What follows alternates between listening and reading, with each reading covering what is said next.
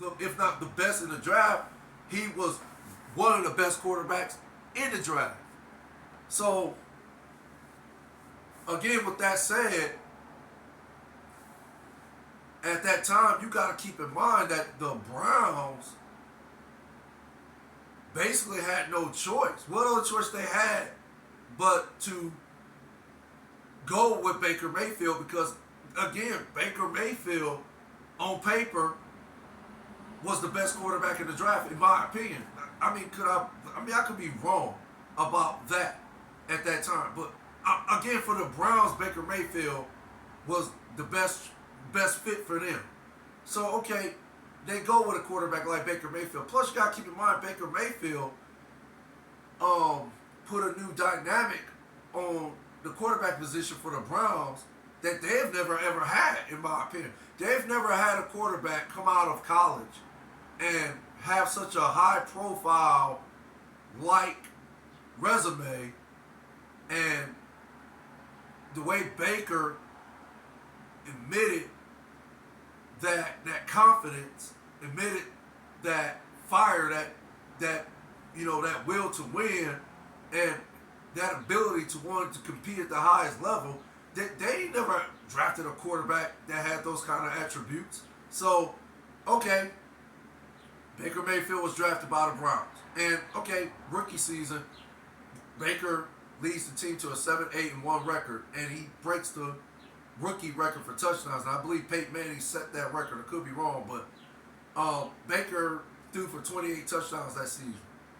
Okay, so we go to the sophomore season, and we all know how that happened. We all know how that happened. We know how the story ended there. Baker decides to hire Freddie Kitchen. He talks to the organization and to hire Freddie Kitchen as the head coach, because at that time the chemistry was great, and at that time I thought it was a good decision because it seemed like, again, Baker Mayfield and Freddie Kitchen had that type of chemistry.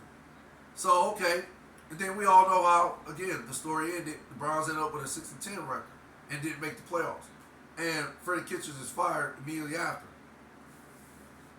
So we go to, I believe it was 2018, and I believe Kevin Stefanski was hired in the offseason of that year.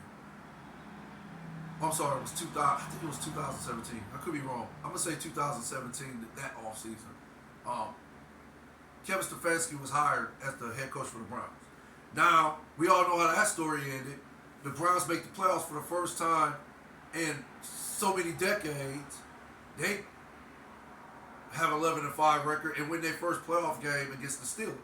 And actually, Baker Mayfield led the team to an 8-3 record going into the playoffs. And then, yeah, he was the leader, and he was very instrumental in winning that first playoff game against the Steelers. But again, we know how that story ended. Okay, but still, there's hope for the fans. Now, people are looking at this and saying, oh, okay, we got something here. The Browns got potential. We got a team. We finally got a quarterback that can lead us to the Super Bowl, perhaps. So, again, the following season, COVID, of course. I'm sorry, not COVID. Well, I think COVID was still a little rampant. But I don't think it was. I think COVID was still a little rampant, but I don't think it was. But, okay, the second season, the following season, they play against the Chiefs. The game goes down to the wire, and of course the Browns lose. Then I think it was I want to say the second game of the season, and they play against the Texans, and Baker, throws a bad interception, and he ends up, of course, doing some significant damage to his shoulder. And okay, we know how that season ended. It ended in a catastrophe. So now we come to the off season, which I believe was 2020, or was it 2021? 2021, the off season. Okay, now on paper again, the Browns got the right pieces, except for the question mark, which was at quarterback, and the organization just lost, they just lost confidence in Baker. They looked at Baker and said, this guy is not the answer. He's not going to lead us, to a Super Bowl like we thought he was. He's immature. There were reports about him being immature. There were reports about him just basically being too vocal. It was about him. And then about him and his inner circle. It wasn't about the team. It was about him wanting to get paid, get the big contract that year because he was eligible for it. But of course, the Browns kept looking at it and said, "Why are we gonna pay this guy $40 million a year when, we have proof, we have evidence, it's on tape that this guy is not the guy." Now, can he fit somewhere else? Okay, yeah, perhaps, but for us, he's not the guy. So what are we gonna do here? All we gotta do is fix the quarterback position and we good. Okay, so again, the Browns are in another situation where they got no choice. What choice they got? What other options did they have? If they didn't do what they did with Deshaun Watson, what was the other option? What was the other option? Stay with Baker Mayfield or try to get someone out of free agency, which there were no free agent top quarterbacks that season, all season, I don't believe. So they had no other choice. They had to call up Deshaun Watson. Keep in mind, Deshaun Watson did not want to play for Cleveland. I believe there was reports that saying when the Browns contacted Deshaun Watson, I think the Browns were the first to contact Deshaun Watson. He initially told them no, he wasn't even going to take the phone call.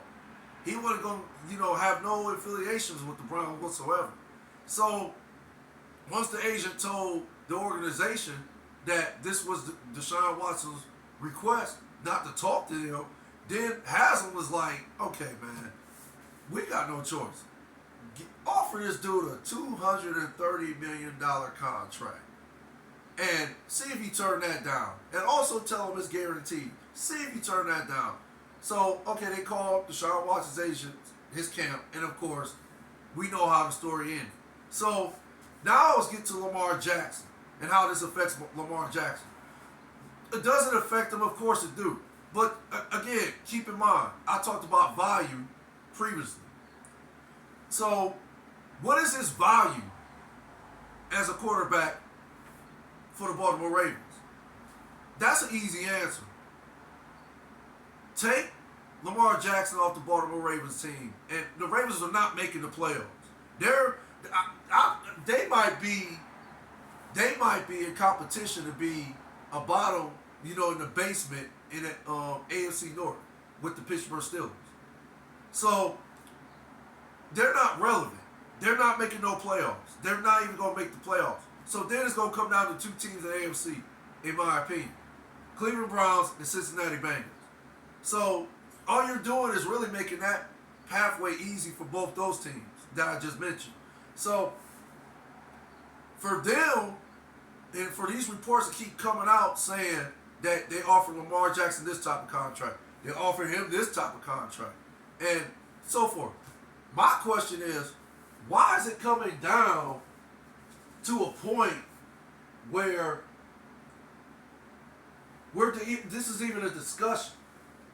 I mean, and if you want to think about this, you want to be typical about this, in my opinion, Lamar Jackson has done more for the Baltimore Ravens than any elite quarterback has done for their team. Period. And you're going to tell me that this man don't deserve the contract he's seeking? I mean, seriously, what is the issue here? Again, why is this even an issue with Lamar asking for more guaranteed money than Deshaun Watson or any other elite quarterback in the game? Why is that an issue? It shouldn't be an issue. It shouldn't be an issue. It's a no-brainer. If you want to keep bringing up injuries, then why can't y'all work out some type of deal where, and you can do this behind the scenes, but I'm not advocating this.